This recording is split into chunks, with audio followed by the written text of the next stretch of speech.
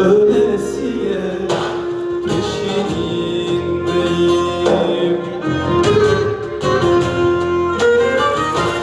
Bana aydan diyorlar kız, daha 14 yaşındayım. Ölesiye peşindeyim.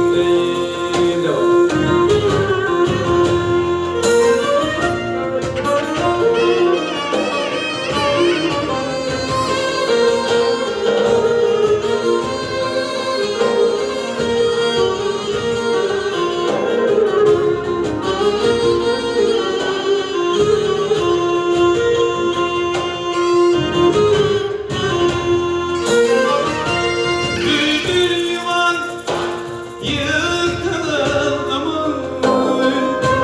yavruları, döküldü mü?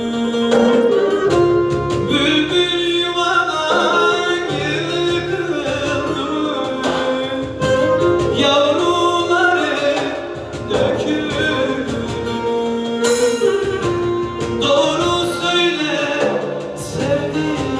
sevdiceğim kız, yar dilleri tutuldu mu?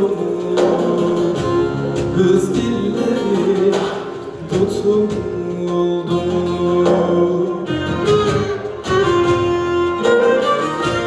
Doğru söyle sevdiceğim kız, yar dilleri tutuldu mu? Kız dilleri tutuldu mu?